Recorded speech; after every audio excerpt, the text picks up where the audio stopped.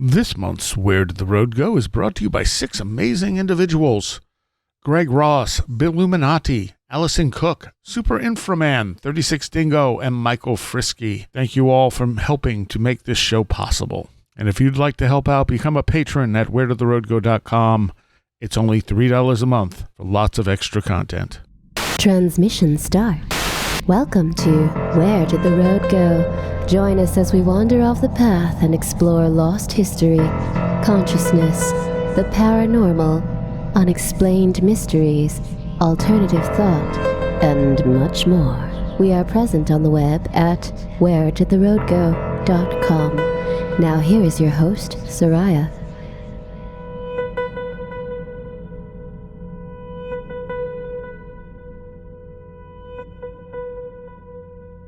Welcome to this edition of Where Did the Road Go? And I have back finally, after a very long time, Mr. Peter Robbins.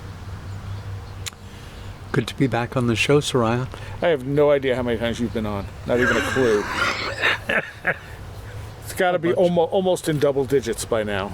And all of them at the old station. Yes. This is the first one we're not doing at the radio station. We're doing it in your backyard. We are. Which is a very nice backyard. So if you hear any wild animals or something... It's live on location at Peter's house. So, how have you been, first of all?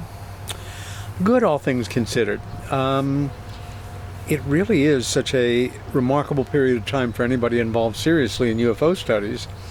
And I'm coming from a major project that I told you that I signed a very serious NDA on.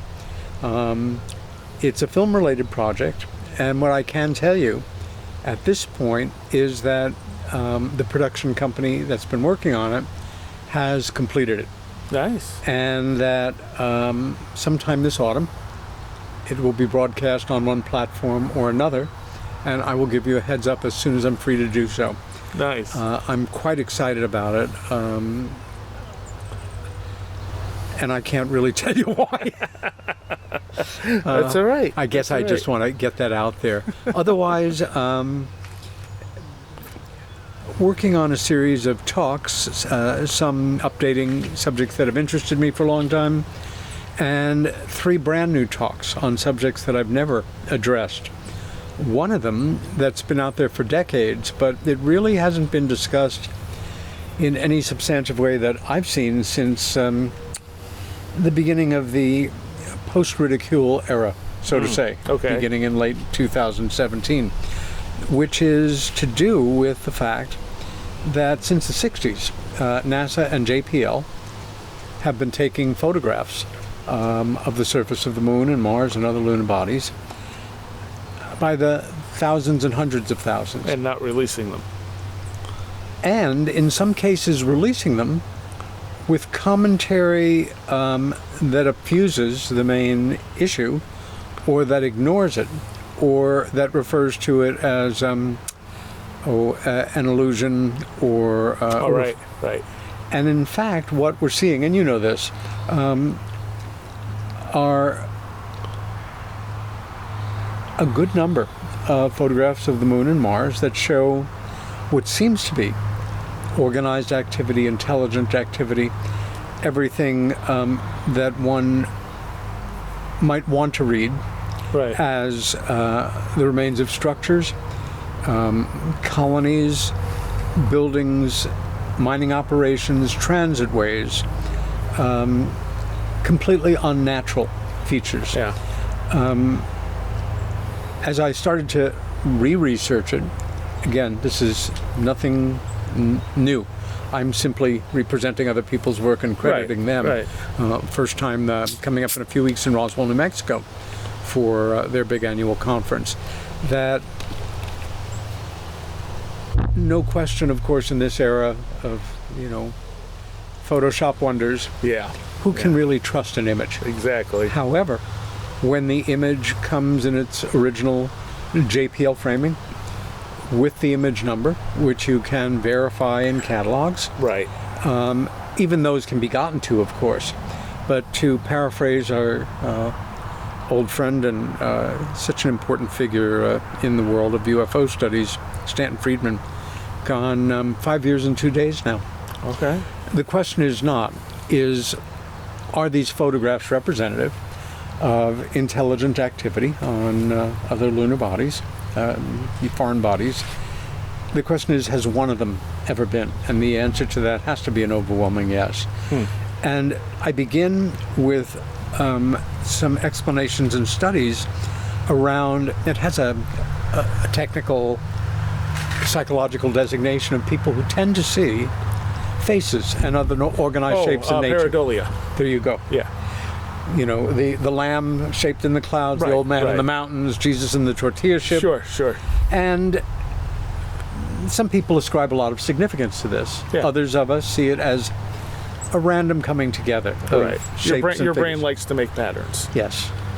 And so we have to acknowledge, for starters, that a lot of us, follow the old X-Files mantra, I want to believe. Who doesn't want to believe there's shit like that going on up there? And Well, there's also evidence that the moon is hollow. And that's really fascinating. And they don't have a good explanation. There was a scientist who said... rings. It rings like a bell. But there was a scientist who said the best explanation for the origin of the moon is that it's a mass hallucination. And I said that while you were taking a drink, and you almost spit all over yourself. That's fabulous. Because there's no very effective one. We can't come up with a theory that 100% works to explain the existence of the moon. They have the whack theory where a piece of it's chopped off the earth, but then things don't quite work there. Then they added the double whack theory and this and that, and it's like none of these work 100%. They all work to a degree, but none of them work 100%. They all have something missing that doesn't quite add up.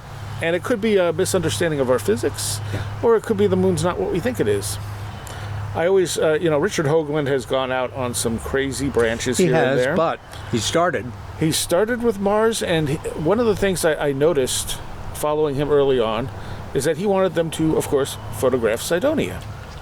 And they wouldn't do it. And I'm thinking, okay, why would you not? If you're going to another planet, and this looks like even 1% of this could be artificial, why would you not go there first? There's no rational reason except that, of course, it's acknowledged by those secret keepers that they might well stumble into just that. Yeah. And then have a major conundrum to deal with. And when they did take the high-resolution face on Cydonia, they released a picture that was run through a whole bunch of passes, high-pass, low-pass filters, all this other stuff, shot at an angle to the sun, so it wasn't showing it very well. And Hoagland actually said, "Can I get the raw image?" And they said no. And it's like he took a face, a normal person's face, and ran those same filters over it. He's like, this doesn't look like a face anymore. He's like, why won't you release the raw image? And part of me says, okay, maybe it is a face. And part of me says, are they doing it just to keep you on the line? It's so interesting you say that, Seriah. I actually knew, I met Richard Hoagland back then, heard him give some of his first talks, including at the United Nations, was very impressed. And when NASA published the non-face face, I remember thinking, my first thought, more often than not, the most logical, the most boring, the most mundane explanation is often it. Right. And gosh, wouldn't it have been great if it... And I let it go to a degree, but I was particularly interested in aspects of Cydonia which really nobody's discussed for years, which is if you take, in the old days, a piece of acetate and you lay it down over a good image of the Cydonia area, and you start to recreate the figures, with non-crawl ink, old analog way. And then there's a size transposition, but he even at one point, he made that transparency available, and then a scaled-down map of part of Wiltshire, the part of England where the greatest majority of stone circles, standing stones, burial cairns, Stonehenge, Wiltshire, etc. are. And son of a bitch, except for the face, almost every rock and rill matched, which was insane. Yeah. And once again, I remember my first thought is, every once in a while somebody wins $100 million lottery. Right, right. It's more logical in my mind right now that this is all 100 monkeys, 100 typewriters, Right. 1,000 years. Well, look at the moon of Saturn that looks like the Death Star. Yeah. And it's like, I think Hoagland was suggesting Lucas was trying to leak secret information. I'm like, or maybe we're creating reality as we go out there, Because you got that straight line trench, which is really a ridge, not a trench. That's right. And the depression right where the laser would be on the Death Star, it's like, that's crazy. But, with, again, and we have the obelisk on Phobos. There you go. Yeah. Which is as real as us sitting here right now. Yeah. I mean, it should be, in a way, game over. Well, it should be, we need to go really investigate this stuff. Yeah. But the fact is, human beings as a group, their ability to deny what is right in front of their faces is really impressive. Yes, it is. An example is when I first became involved in this work, I didn't know anybody else in the work. I didn't know there was a work, so to say. I just knew it was me and my sister, and everybody else might be crazy.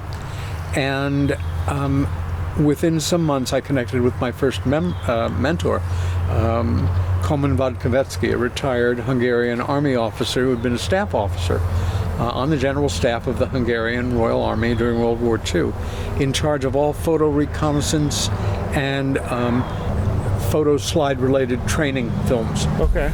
And Coleman was the first person to give me photocopied, formally classified documents, stuff that we all have archives of and have pictures of in our mind.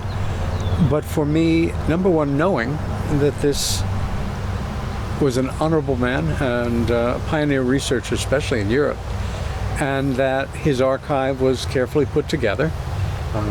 He had a working relationship with U Thant, the old Secretary General of the UN. Oh, okay. And an acquaintanceship with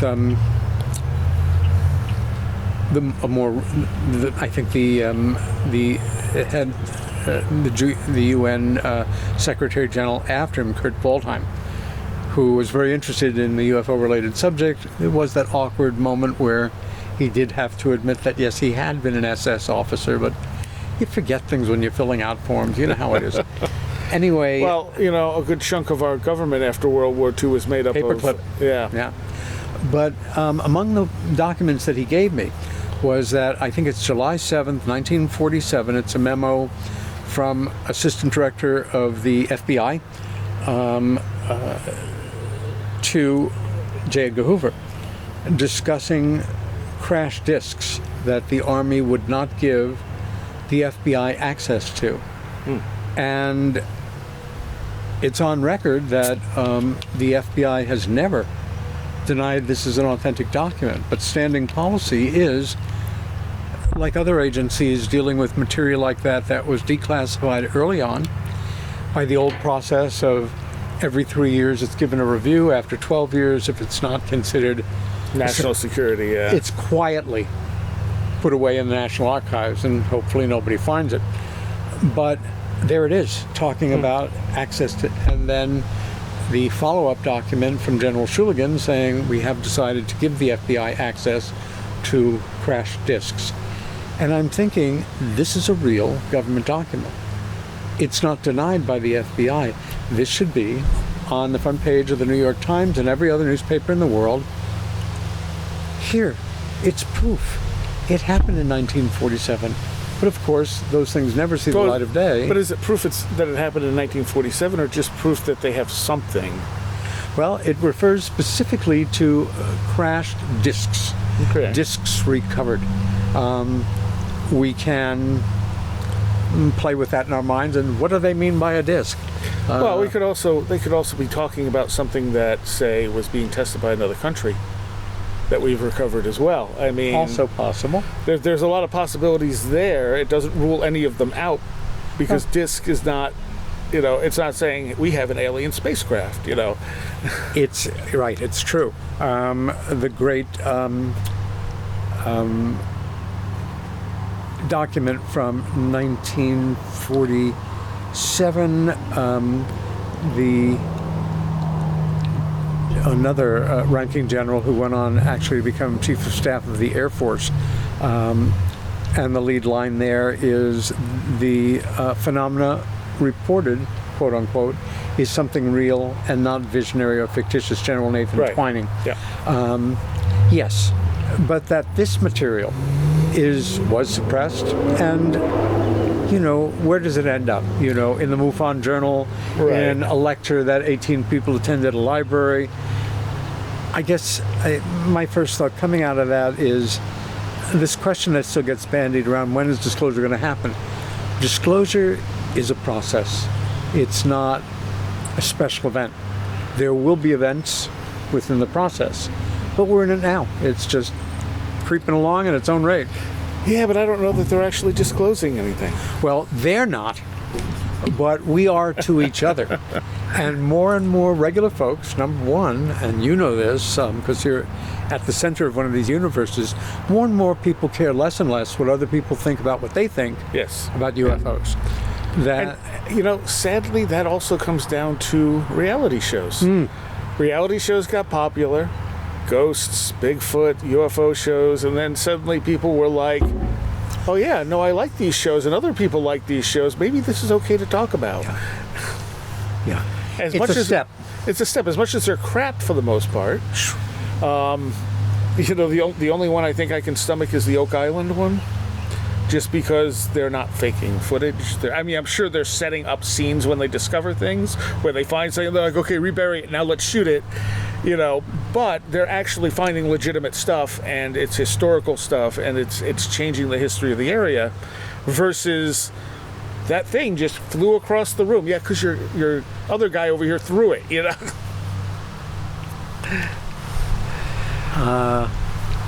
It is the damnedest thing, because here we are at certainly the most unsettled moment in American political history, since right before the Civil War. Yeah. And God only knows where we're going to be after Election Day, no matter what happens.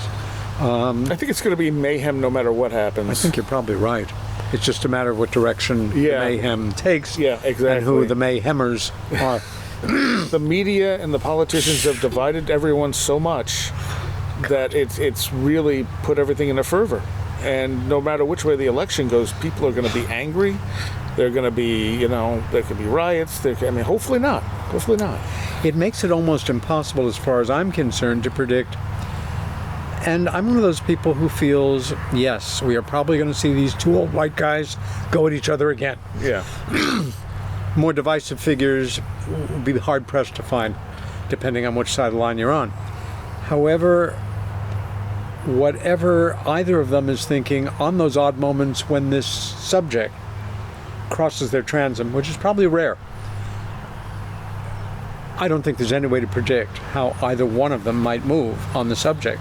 At the same time, I'm one of those people who feel something major may happen between now and showtime, and we may be ending up with another candidate instead of one of these guys, or two other candidates. It's so every day. That would be best case scenario, really, to have more choices. And again, two people who basically represent these two sides, but are not committed to chaos. No individual, and I'm just stating a fact, in the history of American politics has worked harder to turn us against each other. Yeah. And that's incredibly sad. And the media is part of that. It's a program. They're working away. They know exactly how to create that tribalism. Bread and circuses. This is, we don't even have to, we got the revenue coming in. Every day is a new circus. Throw the fear out there and stoke the xenophobia. And when we get into things like disclosure, what are your thoughts on someone like Lou Elizondo? You say someone like. And there are people that fit into that category. They are folks who have military records worthy of respect. They are, in all practical senses, who they seem to present themselves to be. Right. the things that bring them into our world are that at one point or another, they either saw something, learned something, or accrued information to a degree that it caused them, say it any way you want, to have a change in position, personal philosophy, a moral kind of confrontation with themselves. It's an old Union song, goes back to the 19th century, early 20th century, when the movement was very violent still. Which side are you on? Old folk song, and it's about violence, you know.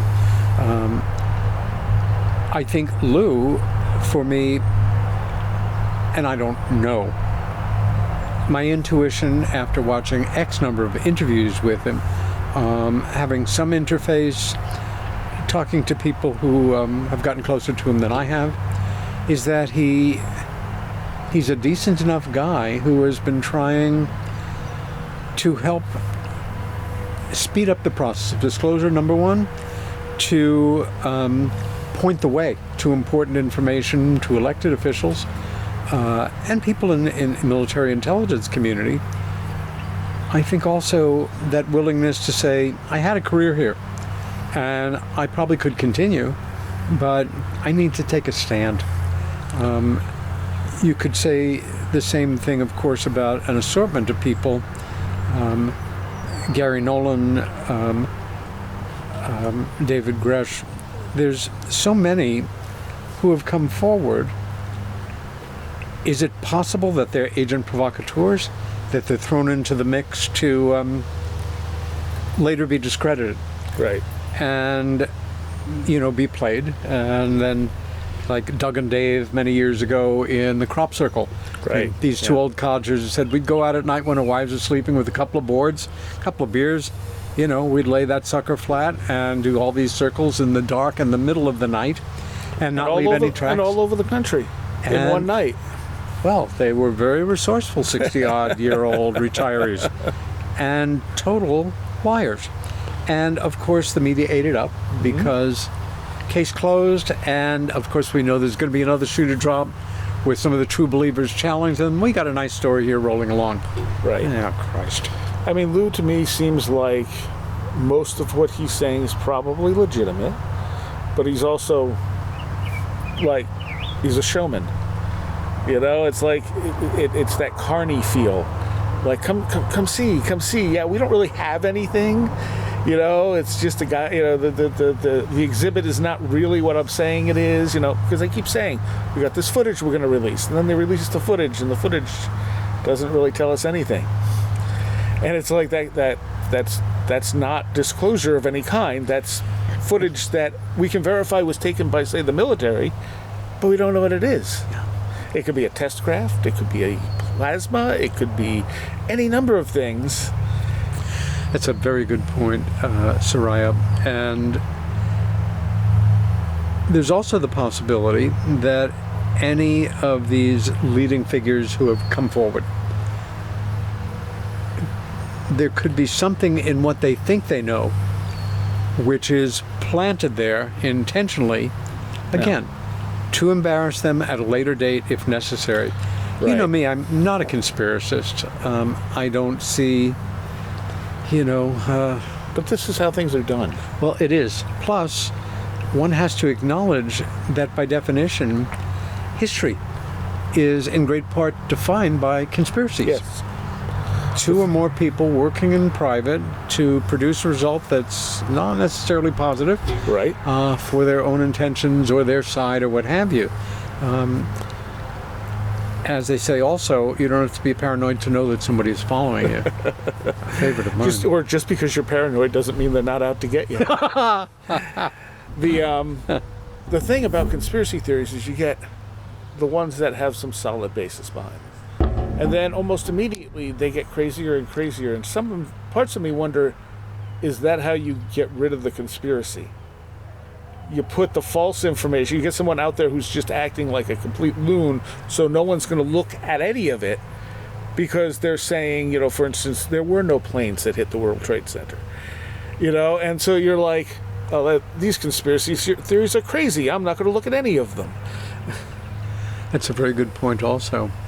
And it's so easy for the forces that be to work the crowd. Yes. Wiggle this dial, move this switch, get this quote from this guy, discover this information, keep people chasing their tails. I remember in the summer of 1987, the Eisenhower briefing document broke into the public realm. I'm one of those people who just jumped right on it. I was fascinated by it. And being something of a student of post-war history, the names of those 12 people, I immediately set up a separate notebook. This is all pre-analog. And started to go through sources in print. Who were these 12 guys? This is the MJ-12 documents. Would they have been the ones, logically, that a president might pick? Did they know each other? Were there previous interactions I could document? Would there have been anybody better in their area of study or field? I take the briefing document very seriously. And I guess the problem with the briefing document is there are things in there that make it very suspicious. The signatures copied over from another document, including the scratches that were on the other document. The dating format is wrong, but it's the exact type of thing that Moore was using when he did his stuff. Yeah. And he's the one the documents came from, so it's kind of like, well, You're absolutely right. William Moore, for anybody that's not familiar with his name, wrote co-authored the first book on the Roswell incident, published in 1980. Co-author Charles Berlitz, the language school macher. And because we know that Moore had some CIA background, that mischief making to keep it a subject as controversial as possible, he would have been just the right guy at the right moment. And he's smart enough to basically do exactly what you did. Who would be the people that would be involved in this? The upshot of it is researchers have been arguing with each other about it since 1987. And hundreds of pages have accrued that allege to be MJ-12. So sometimes the best thing you can do to accuse your enemy is to overload the information trough. Yes. And, there's too much here. Or find a way to diffuse it. No reason, you were too young to remember, but at a certain point, President Nixon had adopted the V for victory that he used in some very famous photos, which he completely co-opted from Winston Churchill. But all of a sudden, the power of this had become a cliche for a lot of us that knew better. Off on a tangent, but again, whack-a-mole, confuse whatever. Yeah. Those of us that are the most earnest and in many ways the most open-minded and willing to at least examine things that on the surface look a little bit, more than a little far out, we can maybe produce some positive results or just spin our effing wheels and, achieve nothing but have the illusion that we're doing important work. Again, now, one of the most fascinating things for me about this era, and I've had lively discussions with a number of people who feel, you're a Pollyanna, it's a nice thought, Peter, but it's not going to wash. That at this time, where elected officials, in particular Democratic and Republican Party members, who are, like it or not, becoming more and more estranged, and the other side is the bad people. Oh, yeah. That pit the people against each other so they don't go after the leaders. One of the very few subjects that has the potential for bringing us together is the idea that we are not alone. True. And that we have not been told the truth. And the deception has been an equal opportunity employer. It has involved as many Republican presidents as Democratic presidents. And one thing we all know is that little club of however many it is at any given point of former living presidents are very touchy about their reputations and how they're going to be recorded in the future. I think there are those of us, the great majority of us, you and I are good examples. We're not preoccupied about how our place in history, it's not something that we dwell on a lot. Right. Where there are people out there, this is what is the big deal for them. I'm going to be dead someday. How will the world remember me? I'm one of those people they will remember. How do I want to be remembered? And they're living in that la-la land. Right. They'll be forgotten eventually. Nothing lasts forever. And really, of all the ex-presidents, Carter is the only one that seems like he went out and continued doing good things after he was president. And it's like he's like 95 and building houses for humanity. Jimmy Carter, certainly you can argue about how effective his presidency was. He was probably the finest ex-president we ever had in terms of putting his money where his mouth was. Yeah. The man always identified himself as a Christian.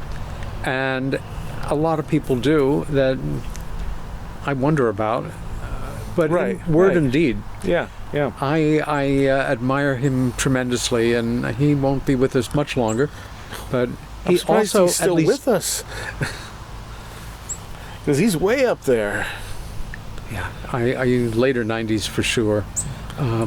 He did try to do something to open the information. Yeah. Again, he goes to the head of NASA and says, I want NASA to be in charge, not the Air Force anymore, of UFO. And the head of NASA did something I think I might have done, which was, Mr. President, you can say what you want to, you can order me to do what you want to, but I will leave this office rather than do that. My main reason is the subject is accompanied by ridicule. NASA is struggling with funding from Congress right now. The last thing we need is any association with this subject. So get yourself another head of NASA or don't do this. And he didn't do it. Yeah. I mean, we know the military has been watching from Foo Fighters beyond, probably before that, because we've always had weird things in the sky. It's not a new phenomenon. So if there's something weird in the sky, they're going to be watching it. Even if they say, no, that's ridiculous, they're still keeping an eye on it because they don't, all Project Blue Book said was, this is not a national security threat. It did not say these things are not real. It said, here's a whole bunch of them we can't explain for either lack of evidence or we just don't know what they are. But they never said, none of this is real. You just reminded me of something, Seriah. Again, when I first started studying all this, I didn't really have a buddy or somebody to bounce off of, and I just started to keep notebooks, and words play in your head. I remember one afternoon working at the main branch of the New York City Public Library, a wonderful place to work in the Big Rose reading room, and thinking about what I was doing, which was research at that moment for on the Rendlesham Forest UFO incident in England. And words get stuck in your head. Research. I thought, wait a minute, I've been saying that word since probably I was, fairly young. I never really thought about it. Research to look again. Minor epiphany. Gosh, what a clever fellow I am. I just completely went off on my tangent there. The fact is that no matter what we establish, unless we've got a carburetor from a UFO motor, or the thumb of a gray alien, or a nice souvenir that the world will agree on. And again, Roswell, a good example. Metal fragments have turned up. There's no mystery metal that we've never seen before on Earth. Yeah. But there are levels of refinement that one can argue we weren't capable, to the best of industry's knowledge, of refining this metal to this degree with this metal. That's interesting. But I do find Nick Redfern's book on this interesting. where he was talking about the where they were trying to fly these balloon type craft that usually had disc structures underneath, and they were flying them from that base right out there, and they would often, and this is again with the Japanese, the people who were in unit, what was it, 321 or something like that in Japan. They were basically the SS for Japan. They were the guys doing the experiments on the people. They were running this whole thing along with some of the former Nazis. So they were using actual people in these high altitude tests. And he has some documentation, but again, it's not 100%. But if one of the things crashed, it would have looked very weird to anyone who found them, and there very well could have been bodies that were actual people but may have been misformed or damaged from high altitude testing. It's an interesting theory, and he does have some documentation that points in that direction. One of the ironies is while that was happening, there could have been a legitimate crash of a truly anomalous machine. Once again, moving parts. I was lucky enough to meet a number of pretty much the final Roswell witnesses over the years, going out there and working for the city for some years. 3 or 4 of them stay in my mind. I think they're all gone now. I met them in the late 80s, early 90s. And Tom Carey and Don Schmidt, in their books about Roswell, often, as you know, witness testimony is discounted in paranormal and UFO work. Oh, well, you know, it's a UFO case, it's a ghost case. Cut yourself some slack. But first-hand witnesses can convict people of capital crimes. Right. And sometimes do. And in this case, there's Witness to Roswell and Children of Roswell, both very readable and both really well documented. And a pattern reoccurs in Children of Roswell with people, again, who now are 80s, 90s, but at the time were adolescents, whose parents were in one way or another involved. And it's one story after another with slight variations, and I met 2 of these people. The Gibbons they're local, they lived there all their lives. Yeah. They had no desire for fame. They weren't looking for a handout or a payout. They didn't ask for any money. Right. They simply wanted to go on record with something that was very important to them before they were gone. Right. And this one woman, obviously from bone structure, must have been very attractive when she was younger, but still looked great and nicely turned out on the stage. A couple of hundred people and some Roswell experts up there as well as other witnesses. And her story was emblematic. It was, we had a visit from a military police officer who was particularly tall.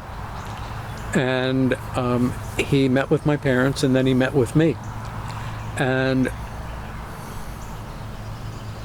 when he met with me, we sat together, and the conversation, what he told me was to the effect of, and I should say here, all of these witnesses went out of their way to say that the MPs were particularly tall and very soft-spoken and very good with kids, which made it all the more terrifying. Right, I think they were, this small cadre of military police were chosen, I think, for those things in part. And what they told these kids was, you may think you heard something, you know, from your parents or overheard something, and what you need to do is just forget about it. Because if you don't, and you say something about it, and it's something, you know, that you shouldn't talk about, we will take you and your parents out on the desert and we'll kill you. And nobody will ever find your bodies. I have no doubt that those things happened. Well, in this one case, and they, you know, again, as far as I'm concerned, Don and Tom have done a wonderful job of documenting and returning, winning the trust of these people year after year. But in this case, some years passed, maybe a dozen years or so, and now it's the 1950s, and she's a young housewife living in a small home in Roswell. And there's a knock at the door, and she goes to the door, and it's a gentleman, fairly well dressed and well presented, that she's never seen before. And he introduces himself as the son of the military police officer. Oh, that wow. had this conversation with her when she was a girl, and she invites him in. And he produces from behind his back a bouquet of roses. He said, my father told me on his deathbed what happened and what he had to say to you and others. Please understand he was under orders. This thing that he had to do with you stayed with him for the rest of his life. And he wanted me to apologize to you. I thought, your first thought has to be, you and I, we have to be skeptical all the time. Especially ironic because we no longer have the luxury of disbelief in some ways. Right. And my first thought was, who in their right mind, and she certainly seemed to be in her right mind, would make up a story like this close to the end of their life? Yeah. That just happened to match this anyway. You get it. Yeah, it's just one more component. And the thing is, even if it was an alien craft or a top secret project, you're going to get that same response. So it doesn't, it tells us something happened. Yeah. There's no doubt something happened, and it's something they didn't want us to know about. But we don't know what that thing is because we don't have the solid, hard evidence of it, and there's been so much stuff thrown into the grinder. And which brings me to something else I wanted to ask you about. We're going to talk about your documentary here shortly, but with Rendlesham, obviously your book Left at East Gate was a lot of research on this, and I believe you told me you don't know what was true and what wasn't now, because you and your co-author you found out Larry was not telling you the whole truth of things. Yeah, I certainly know some of what's true, and I can certainly verify some of what's not. The big problem in reevaluating my co-author's account is that he has proved repeatedly, time and again, it's been documented here and in the UK all too many times, that even within the course of a single sentence or two or three sentences, he can absolutely be relating the truth in a way that I could document, completely exaggerating, confabulating, mixing truth and fiction, or simply lying in the same sentence. Yeah. And it's like trying to unwind, a ship's rope, all the little separate fibers. It was very disheartening when it all came down. I remember. The same time, anybody that knows me knows I'm like anybody that knows anybody. They're a certain type of person. I basically grew up fairly happy childhood, and people being straight with me and me being straight with people. Right. I've joked with people the same way I've said if I have other repressed memories from childhood, I don't remember them. Right. If I have ever been worked over by somebody whose intention from before they met me was to find someone to help them perpetrate a partial fraud, he found the right person. Yeah. And part of why I absolutely believed his account was an interesting piece of timing. First comes to me alleging that he's an eyewitness to the biggest event of the thing. Very adamant. One thing about sociopathic narcissists, they not only don't back down, but part of what makes them so successful at what they do is coming back twice as strong and absolutely insisting. Well, they're confident. They're conmens. They're con men. And confident in their abilities. Yeah. How dare you question what I'm telling you? Yep. And it was years before it all fell apart. Where it all connected in a way that is the best thing that ever happened to my co-author as far as getting me as a partner was the very first night of our very first visit, of quite a number of visits to the UK. On location, we have a multiple UFO event. Great. Not 5 or 6 miles from the site of his original event, still jet lagged. came in the day before, went out to Suffolk that morning, found a B&B, and it was nothing less than small star-size unknowns that zigzagged, pulsated, took off, fully articulated disc shapes, and one that dropped down into the Rendlesham Forest, which we were separated from by a farmer's field of 100 yards, maybe 200 yards, and lit it up like there was a whole town in there. It was nothing, it was just forest. It went on, it was still going on when we walked away. We watched it for an hour and a half. I audio taped it all. It's hard to walk away from stuff like that because you're going, but I want to stay, but also it's been going on for a while now. And you're exhausted. Yeah. Not just, emotionally, but physically from the travel. And I remember thinking, you've got to make up your mind here. You either trust this guy or you don't. And you've done armchair research, so to say, for 7 months. He told you might see something here. Oh my God, here it is. Yeah. Now, I was able to tell myself, to back that up, that he is what he's been saying. He's, the NSA and the CIA and the Air Force Office Special Investigation. This is a battered American hero. No wonder he was drinking so much when he was, still really young. Yeah. And I've got to champion his cause. Imperfect, sure, but he's PTSD'd. I don't believe for a second now he had PTSD. I think he had a history of drinking too much. If one reads Left at Eastgate, the mystery individual that emerges from the 500 pages is another security cop who was Larry's roommate on the base, Adrian Bustinza, who comes forward at one point in an interview with the late Larry Bryant, very good investigator back in the day, who was a police lieutenant in Coventry, Connecticut, who had worked with Larry for a while, and then walked away from it. I think because he felt this is a problem. Not here. right, yeah. And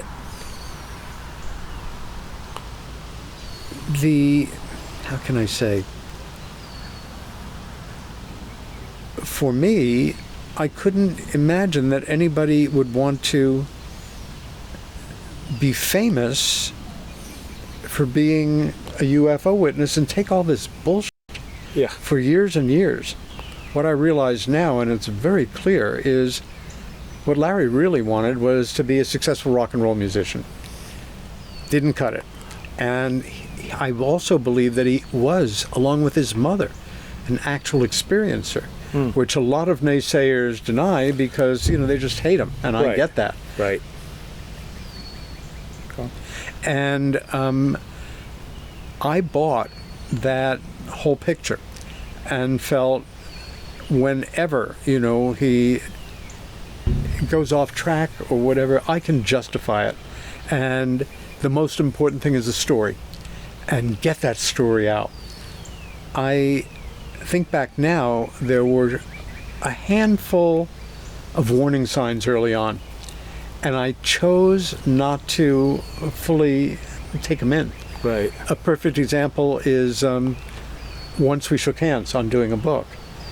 For quite a long time, a year or more, once a month he'd come to the city, sleep on my couch. First night I always go out and go to a bar and, be there in the morning, come over, and we'd start to record our next interview.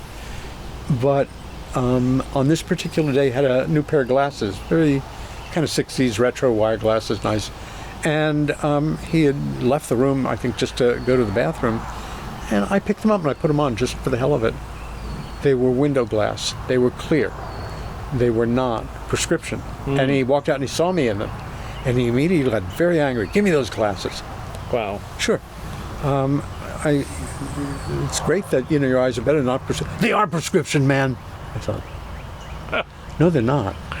But I get that maybe you're a little embarrassed because I don't think of guys using glasses as a fashion accessory. Let it go. Right. I've got a degree from University of Connecticut in communications. Great. Never even checked it out with the University of Connecticut. Years later, a colleague did. There was never anybody there by that name or any of the permutations of his name. Those kinds of things. Then seeing some of his Air Force documents with inconsistencies, but never allowing myself to believe They put all the pieces together. that he had fabricated any part of them. It just, Yeah. I didn't know anybody that did anything like that. I thought I didn't, Right. but I did. Right. And at the same time, starting out Seriah, I don't know if you ever got engaged in it's a fairly substantial with some project with somebody where part of your commitment to yourself is, I'm not interested in making another friend. I want to document this case. I want to be professional. But we did become friends. Right. And I treated him like a brother for years. And I think there's no anger at this point, really. I think he's a sad soul. I mean, he still has a little following and whatever. Still lives in England. But I am pissed off sometimes when I think of all the nights over all the years that I used to lay awake wondering whether he's going to get, beat up in a bar fight or Right. drink right, himself to right. death or, go on a bender or whatever. And realizing, it wasn't like I thought it was. Yeah. Funny you bring it up now because I've been thinking more than in years about Left at Eastgate and realizing up until recently I've still been at effect of a lot of the criticism that was not aimed at me but hit me. There are quite a few hundred annotated footnotes. Mm-hmm. There's a lot of material in there that I'll stand by for the rest of my life. I'm very proud of many parts of that book. And it's a shame that it will never go into print again. Yeah. Never. And the few copies that I have left, I've gotten into the habit of inscribing appropriately. I cannot tell you what is true and what is not true in my co-author's account. Enjoy this non-fiction, slightly fictional look. Well, one of the things, the thing about that is it was such a good case, and then he muddied it. And this happens with all the big cases. And you don't know what's true, you don't know what's not. One of the interesting things you told me is that they had a cloudbuster there. Yes. This, early on, before we went to England for the first time, Larry is very good about learning everything he could about me. Mm-hmm. And I was happy to share it with him. And when he saw, we were actually heading out to the American School of Orgonomy in Princeton, New Jersey to give a talk there. This would have been a few months into working together. Maybe it was 88. Okay. And we're getting ready to get the train, head out to Princeton.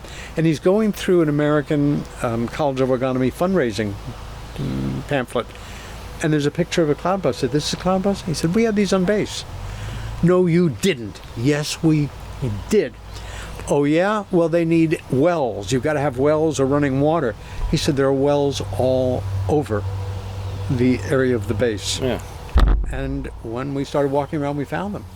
And then there was that freak storm of, was it 86 or it's earlier in the 80s, that took down over 1 million trees in an hour. Oh. And registered winds of over 200 miles an hour. Wow. Was not predicted by the British Meteorological Services. I still feel that it was a test that went wrong. But did you see the actual cloudbuster on the No. base? Okay. No, So another thing.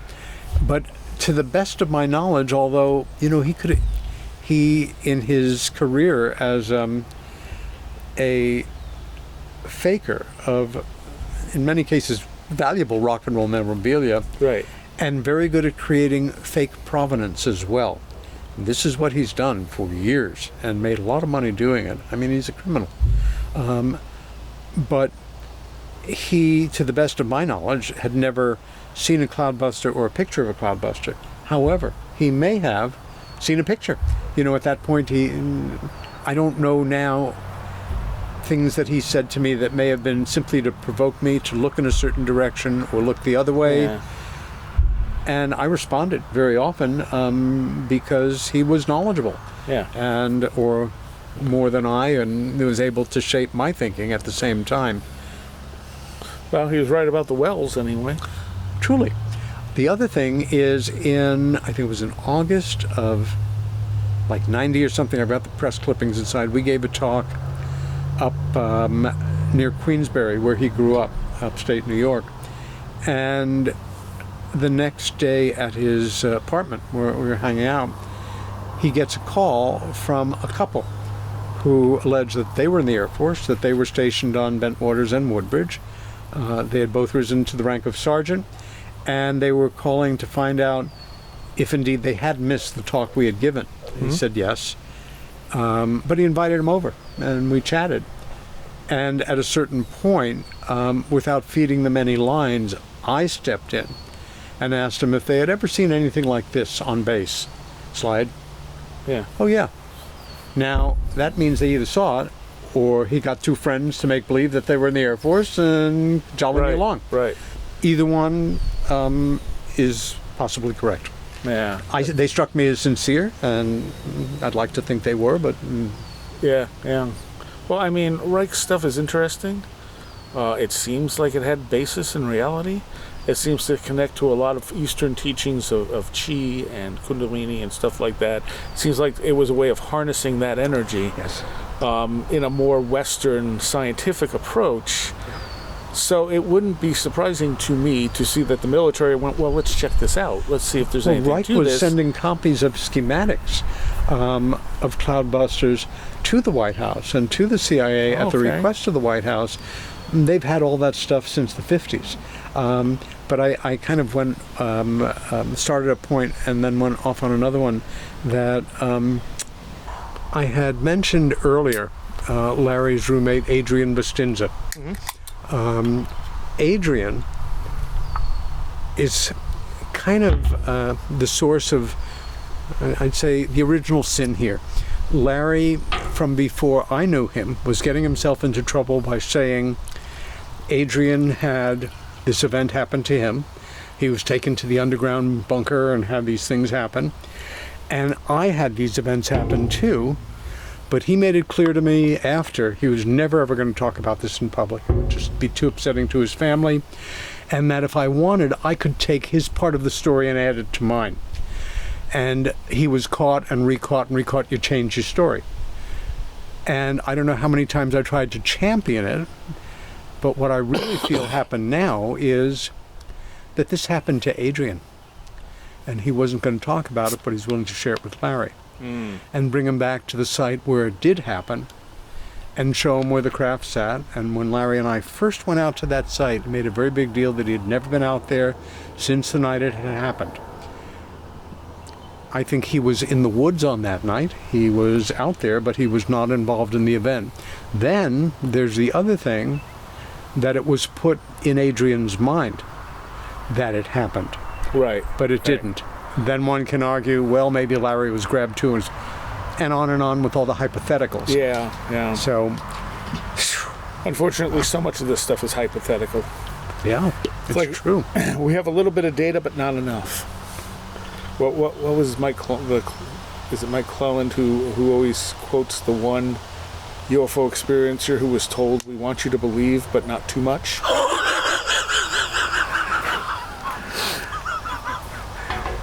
And it seems like the paranormal as a whole kind of follows that pattern.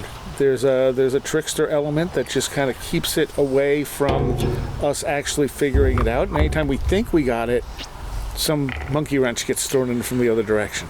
You know, doing abduction research, especially at the obsessive level, I did it, and working with Bud Hopkins for so many years, this is serious stuff. And human beings' lives have been deeply affected by it, and often not positively. You can say it builds character, you know, what you go through makes you stronger. But every once in a while, something would happen that was funny. It's just the nature of reality. Yeah. In this case, Bud had been working with a woman for several years. She was a Midwesterner. She'd come in a couple of times a year. It was one of the most astonishing ongoing cases from childhood. And I took her account very seriously. And she's describing under hypnosis a particular abduction event where it's a bedroom visitation. She's hearing the voices in her head. They're saying some of the archetypical things they say. You're special. Seen you before, see you again. A few other things, and then something that nobody had ever reported that we were aware of. were your parents? Huh. Now, she was in her bedroom in an anxious state, but she had had this happen quite a number of times in her life. Were her parents still alive? Yes, very much so. I think this all happened in the home in Ohio. And she thought back in no uncertain terms, "No, you are not my parents." Quiet, voice in her head, monotone. Were your parents best friends?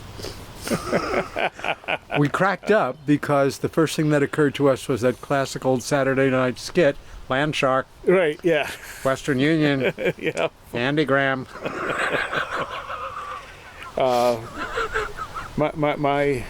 The something whispered into my ear.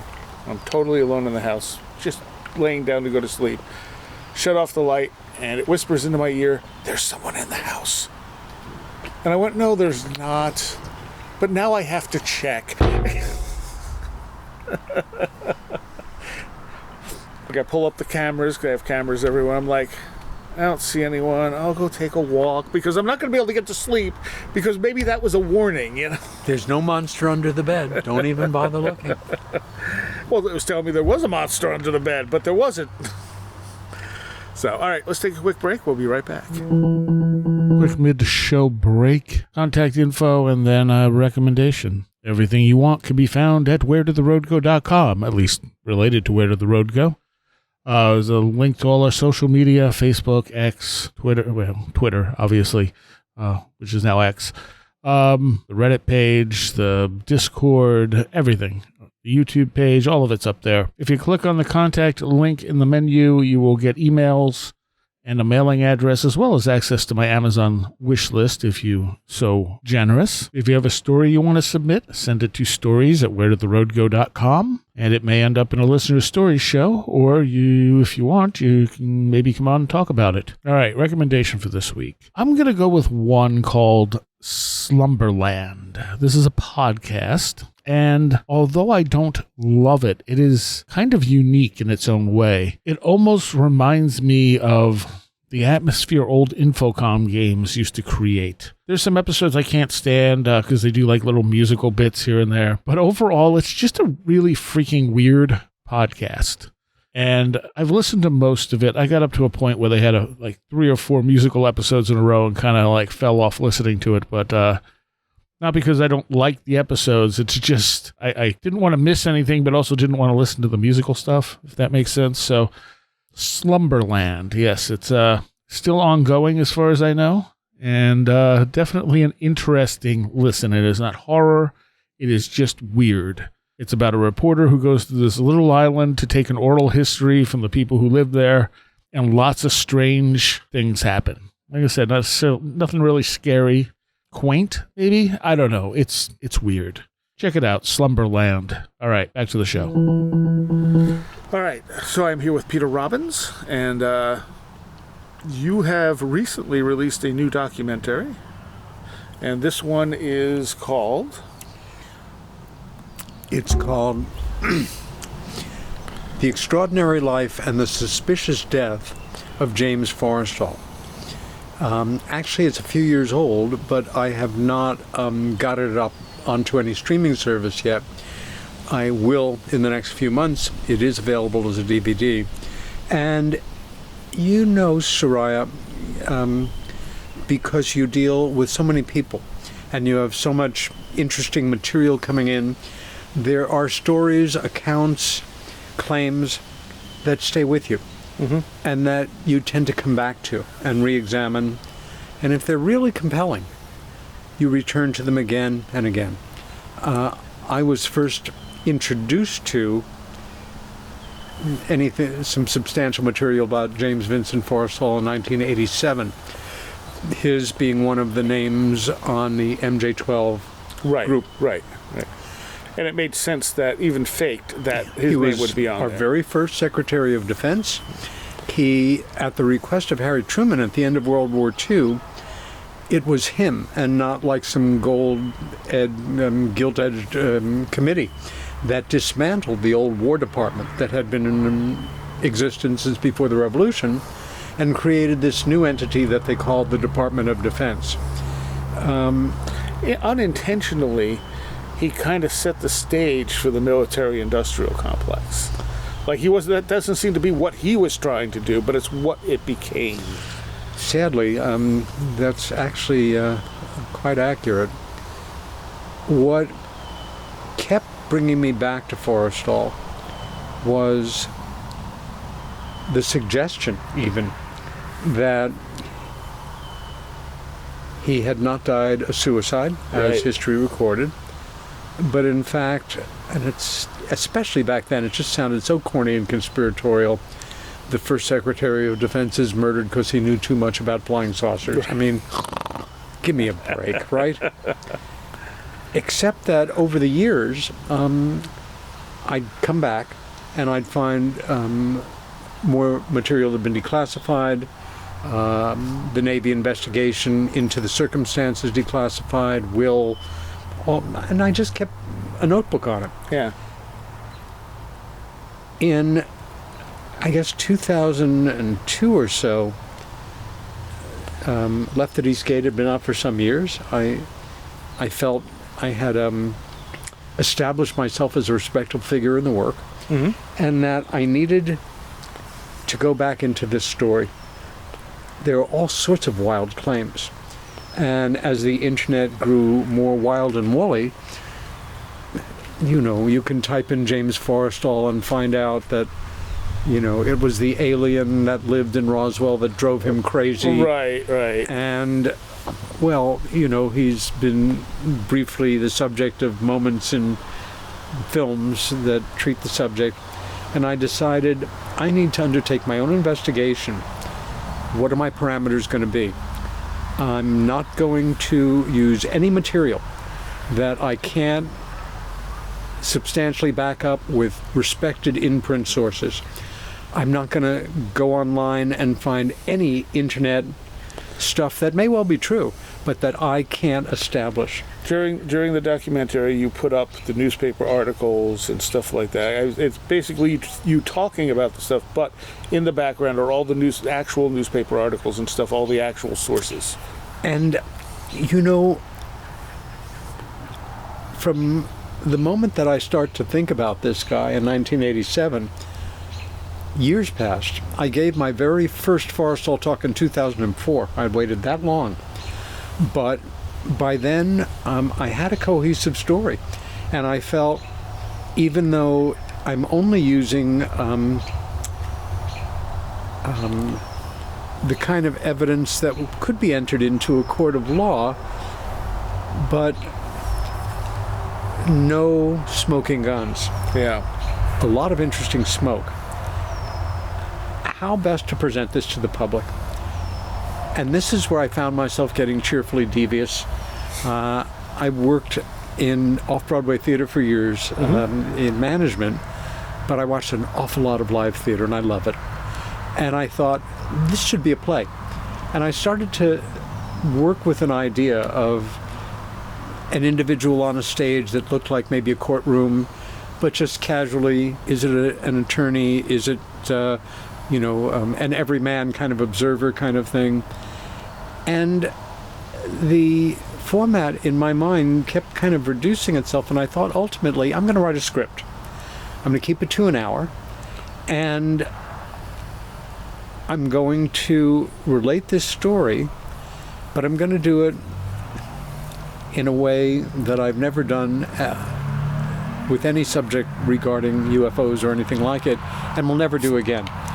And if you watch it, on the surface, I think you'll agree, I'm on my best behavior. Yes. I'm nicely turned out. I'm wearing a tie and jacket. I don't look like a crazy person. I'm working from a teleprompter for the first time and only time in my life so far. And Bob Terrio, who did the effects, Jennifer Stein being the executive producer, there must be 100 edits. You can't find them. I mean, it's so elegantly smooth. It's very well done.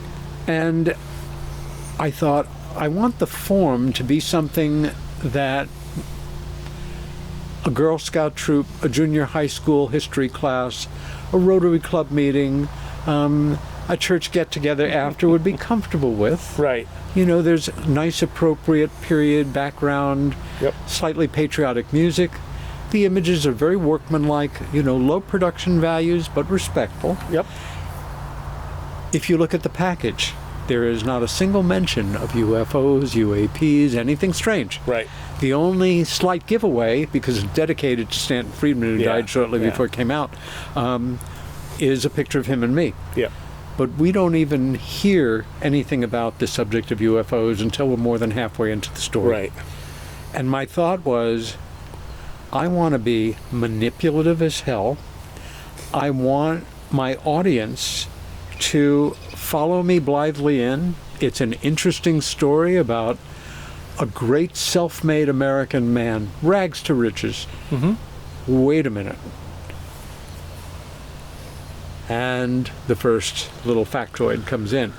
My hope was that by the time I start doing the strict chronology, starting with Roswell, the establishment of the Department of Defense, boom, boom, boom, boom, swearing in Forrestal, and on very surprising and unusual circumstances at the insistence of President Truman coming back from a state visit from Brazil, and what was going on at the same time, and methodically lining everything up. It's sort of a three-part, well, if it was a symphony, it would be three movements. Right. The first is basically telling that much of the story. The second is his breakdown, and it was a profound breakdown. Then we go into what I consider his murder. Right. And an investigation of his murder and summing it up. And all I can say is my mind hasn't wavered at all at this point on any of the charges that I make. Yeah. I think it's a great American tragedy, and I think this is a name Americans should know. This was a good and decent man who helped get us through the war. He was indefatigable as a Secretary of the Navy. Unlike a lot of, war secretaries and heads of departments during the war, of course you're going to say in the Pentagon, not him. He was at the Battle of Leyte Gulf, at the Battle of Iwo Jima, at the Battle of Tokyo Bay. Yeah. A lot of personal courage and a personal life that had just gone to hell. On the surface, a storybook marriage, scratch the surface, two very troubled people who did not like each other, and two sons who did not fare well in the world as a result. What I took from it is that, yes, he seemed like a very respectable guy who earned what he had. The connection to Roswell, you could also say, even if you took Roswell out of the equation, you still had Foo Fighters. Exactly. You still had Kenneth Arnold's sighting, which has never been really debunked. Like, no one has said, oh, Kenneth Arnold didn't see that. Like, that's one of those things, like, they may try and explain it away as, like, plasma, which maybe it was, but, I mean, maybe these things are plasma. I mean, maybe these are plasma intelligences we're dealing with. But no one, I don't think I've ever heard anyone say, oh, Kenneth Arnold just made that up, Like, it doesn't, he seems to be a fairly decent witness that even the skeptics don't necessarily disbelieve. They just try to explain away. So right there, even without Roswell, you have two things that, fighter pilots saw and this guy saw that had to have popped up in the military world where they're going, all right, what are these people seeing? That's right. Because it's not ours, And so many, again, this history of declassified documents that for me, even though now it seems stodgy and conservative and hardly cutting edge. I still think in terms of not just, all the cutting edge personalities putting forward the most vanguard theories of the moment. For me, and it's something I find myself still very involved in, is getting folks who are still kind of warming up to the possibilities here, who have grown up, like most people have, knowing this is nonsense, because that's what they've been conditioned to think. That a big part of our jobs should be getting people through the front door and into the foyer. And leave them with the sense of, well, that individual I don't believe they're wrapped in aluminum foil under their clothes. They were articulate. They're obviously intelligent. They made their points well. Yeah. Maybe there's something to this. And then assist them into the living room, where we have many colleagues who will be glad to tell them all kinds of stuff. So when you get to the part where he has the breakdown, I mean, he'd been through a lot. So it's not shocking that he might have had a legitimate breakdown just from the PTSD and stuff like that. It's rarely one thing. Right, and it also could be that there were people out to get him because they didn't like things he was doing. I mean, it's not like we haven't seen that before. You're absolutely right. So either one of those is entirely possible. Yeah. As far as the suicide goes, yeah, it seems weird. So the suicide, his door gets left unlocked. It seemed like that probably wasn't intentional per se, but we don't know. I mean, there's not enough information. He's in a hospital. He's, 16 floors up? Well, let's face it, he is a VIP patient as a former Secretary of Navy in the Naval Hospital. Yeah. He's up on the 16th floor, where he's been for 6 weeks under every 24 hours, every 8 hours, a Marine guard takes over from the other one at the door. On the night in question, the Marine who had been assigned to him at the very beginning, one of the three, who had become very close to him. He thought of him, I think, at least like he thought of his sons, maybe even more so. And there was some talk that after he recovered, this guy might work for him as a secretary or something. For reasons that have never been made public, he simply didn't show for work that night. The rumor mill, the myths he got drunk. Right. No, this was a very responsible individual on a very responsible job. I mean, imagine. Yeah. And a hospital orderly is simply assigned, and I don't see him as a bad guy. He's just a pawn in the game, too. But he's assigned to watch over Forrestal. And the chronology is that a quarter after 1 in the morning, he looks in on Forrestal, who's up. And Forrestal was an intellectual. He was a great sportsman, and he was said to play professional level golf and tennis. He was an amateur boxer, even up until he was Secretary of Defense. At a match, I think when he was still at Dartmouth, he got his nose broken. Oh, yeah. And he made the conscious decision not to have it repaired because it made him look tougher. Right. But inside, he was a man of great depth and feeling and great insecurities. And as we all are. He was copying a poem. Well, that puzzled me right there. Why would you copy a poem? Sophocles was a favorite poet of his.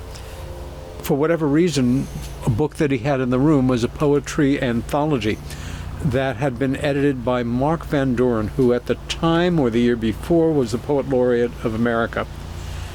He liked the poem. He was copying it out on hospital stationery. Oh, so it wasn't his book. Correct. Okay, that makes way more sense. Yeah, it was, maybe there's a library there. Yeah. And what grabbed, you do basic research, and often, again, the most logical, mundane, plodding, everyday, boring explanation is correct, even though, damn, I was hoping that was more exotic, He's copying out this poem, and he's writing the word nightingale, and he stops after the first syllable. Yeah. That stopped me, because as an investigative writer and a human being, I immediately thought, why would I stop writing in the middle of a word? Yes. Yeah. You might have to take a really wicked leak, but usually you're going to finish the word. Right. You had another it's thought. Another second or so. You're there in your room by yourself. There's nothing to distract you. Something has to interrupt you. Unless something does distract you. And you stop writing mid-word. Somebody at your door or whatever. Right. allegedly, the orderly comes back 15 minutes later. Forrestal is gone. He realizes, I left the door open. They start the search. Within a few minutes, there is a scream heard on the 3rd floor from a duty nurse who is outside the window, or inside the window of the covered driveway. I mean, he fell, I think, 13th floor. Right, yeah. but because of a ledge, anyway. Yeah, instead he didn't fall all 16. It was 3 stories up that he hit something. And that was that about that. Another thing that intrigued me was early on, I think maybe the first person he was allowed to contact once he was institutionalized was a Roman Catholic prelate who, a father, I think a Shian, I think, Yeah. who was a real Beltway insider. You know, he was a Catholic priest, but he was probably every Catholic senator and congressman at the time. He was there, you know, prelate, for all practical purposes, and a confession, that kind of thing. And Forrestal contacted him. He was a very lapsed Catholic, and in so many words, to help him get back On path. to God. Yeah. And of course, this became very important to Sheehan, who made an appointment and showed up and was told that the secretary was either sleeping or in therapy or whatever. I think over the next 6 weeks, 5 weeks, he showed up on appointments that had been confirmed 6 times, and each time was turned away. Yeah. And after the last one, and good for him, he went to the Secretary of the Navy and blew his top, and they arranged for him to see him, but of course not soon enough as things turned out. Yeah. Yeah, there's too many pieces that don't quite make sense. The initial thing of suicide said he had tied his bathrobe around the radiator and then around his neck and jumped out trying to hang himself, which, I mean, why is that the thing you're going to do? Well, number one, in the investigation, and this is an investigation that I really had to respect, the New York Times was the most influential print newspaper in America at the time, and I guess one could argue it still is, but it was a different paper to a degree. Oh, yeah. And their chief investigative reporter, who was a son of a gun, I think Walter Wagner, he was able to establish within a day or two that, among other things, that idea that the SAS cord from his bathrobe had been tied to the radiator, then around his neck so he'd lower himself out. During this period of time, I really spoke to a lot of mental health professionals, psychiatrists a few, psychologists more, psychiatric social workers, specifically with the question of a certain type of suicide. Yeah. And I came to it, obviously I'm not a mental health professional, but I had experience in that I had worked as a crisis intervention volunteer in the busiest suicide hotline in America for 8 years. Wow. And my question was, here's the scenario. Is there anything here that you find unacceptable or problematic? And every one of them said, in their own words, people that are going to hang themselves, jumpers jump. Yeah. I have never encountered a case where somebody has tied anything around their own neck and then to a stationary object lowered themselves out of a window to hang themselves, and then obviously had second thoughts.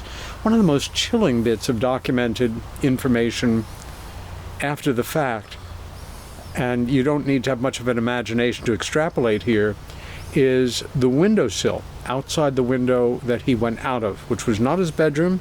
It was the efficiency kitchen across the way that didn't have a barred window, was the outside windowsill was covered with human fingernail scratch marks. Right. And wasn't the thing never tied to the radiator in the first place? Correct. The Navy ultimately established very quickly after the Times established it that nothing was tied to the radiator. What was tied to what was, okay, he decided before he jumped out the window he was going to tie his bathrobe sash tight around his neck. Or somebody did it for him. And I think that is far more likely. And that the individuals, I think it had to be at least two people. Right. Who were able to enter the hospital at 1:30 in the morning or around that time, obviously were able to do so with some kind of accreditation or information documentation. Maybe they were in white coats by the time they got up to his room. They may have even known him. He may have known them. Right. Right. And as I continued to study this, and then there was another extraordinary piece of information in a psychiatric history of the secretary written by a University of California history professor. And he starts out the book with a paragraph that just made my jaw drop. But even though among those who knew Forrestal best, there are still people who are convinced that he was murdered, including his brother, including this person, including this person, etc. And there is this other moment that is recorded in the memoir of the priest who, he was supposed to see him on Sunday the 22nd. Right. Wakes up in the morning, turns on his radio in America like everybody else, and learns that the secretary has tragically thrown himself out the window. Well, he goes right to the hospital. And the lobby is packed. You know, it's a public space, and of course news people, but it's packed. And he said at some point, a man dressed as an orderly walking toward him in the crowd just came up to him and said directly in his ear, and if I'm off, it's by a word, Father, you know that the secretary didn't kill himself, don't you? And then disappeared into the crowd before he could do anything. Again, it's a preponderance of evidence. And the fact that it's circumstantial, one of the prouder points for me since it's come out is 4 or 5 either practicing or retired attorneys have all told me that if they were having to recommend the case that I presented purely on circumstantial grounds to a grand jury for considering prosecution, they would do it. That there was enough there, and that made me feel very proud. And as it should. Don't know anything about, very little about the law, but behind it all. I wonder if someone tried to strangle him and then realized, oh, this isn't working, people are coming, just throw him out the window. There's also a depiction in one of the films where he appears as a character for a few 20 seconds or something, of the guys in the hospital room. And in this treatment, he goes out his hospital room window rather than across the wall. And they're just basically, they've got him kind of cornered, saying, one way or the other, this is going to happen. You can do it yourself. You're going to be a hero. Everybody will, Right. And he just jumps out the window. That's incorrect as far as the information we have. Right. Also, here's another thing. And in terms of rating evidence, I didn't include it because it's purely anecdotal. I take it seriously. My first contemporary colleague, a year or two in, was Antonio Huneeus, who's now retired. But Antonio was my first fellow investigator, even remotely my age. Mm-hmm. And Coleman had also mentored him to a degree, and then Pete Mazzola. And Antonio's father was a Chilean diplomat posted to the United Nations in New York, where he certainly lived for a lot of his life. And Antonio was a graduate of the Sorbonne School of Journalism, so he wasn't like me. He was a trained journalist. Right. I'm a self-trained writer. And Antonio had a friend. I think his name is Marcello Gallupe. Marcello's father had been a Navy investigator at the end of the war. And I didn't hear this from Marcello, and this is years before. Well, certainly substantially before I really got into the subject, but that he had been one of the Navy investigators into the efficiency kitchen within an hour or so after Forrestal went out. And part of what they had to do routinely was dust for prints. Right. And what Marcello's dad told him, I guess he would have been a teenager or something at the time, or maybe even younger, was that the jambs on both sides of the window, and you see it's not a wide window, there's a photograph of it, are covered with Forrestal's palm prints. Oh, interesting. Yeah. Once again, I could have included that with that little anecdote. Yeah. But I wanted to stick to the hard evidence. Had like almost 35 sources. Yeah. And once it's out and available, anybody that wants a copy of it, I'll send them the sources. But this always disturbed me. How could it not? Again, it's before MJ-12 breaks, as I recall, but it's a father telling a son something from, his military days. I just don't see a lie being made up like that on such an arcane for such investigation. Well, where can people get it right now? They can go to On Wings. Wings spelled the Norwegian way. ONWINGES. Okay. It's Jennifer Stein's production company. Her maiden name is Wing, Norwegian American, but onwings.com. She also made the brilliant Travis Walton documentary, Travis, the True Story of Travis Walton. The other thing is they can simply contact me on Facebook through you.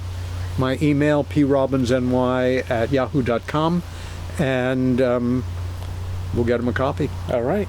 But again, once it's streaming, I will be very proud, make a big deal of it, and let everybody I know. All right.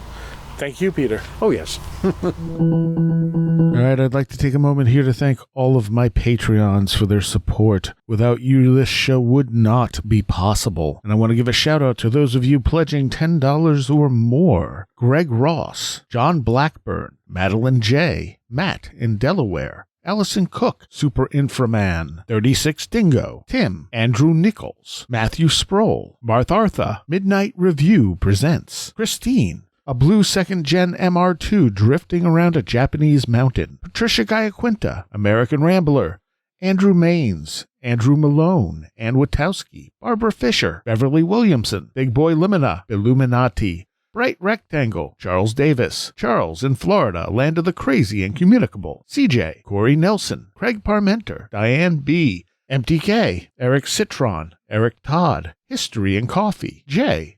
Otto Bullitt, Jack Huntington, James Lindsay, Jim and Sophie, John Mattingly, John Bracken, John Hewling, Carla Mahoney, Kevin Schreck, Cool Kitty, Kristen L., Laser Printer Jam, Lauren McLean, Linda, Linz Jackson K., MJ Armstrong, Mark Brady, Mr. Weird, Ole Andre Olar, Paul Jeffries, Perry Peters, Philosopher of Mirrors, Riker and Stark, Roland Belstadt, Ron Dupre, Sam Sharon, Sarah Horgan, Schmooples, Devourer of Mortal Souls, Stacy Sherwood, Stevie Norman, Strange Stories with the Seeker and Skeptic Podcast, Tactical Therapist, Taylor Bell, The Esoteric Book Club Podcast, Thunderboy, Tyler Glimstead, Varosh K., Victoria, Vincent Trewell, Will Gebhard, Will Powell, Ren Collier, Annabelle Smith, Caroline Walker, TDT Skunkworks, Colin Karras, and Craig Sagastumi. Thank you all so very much for the support. All right, I hope you enjoyed that. I hope the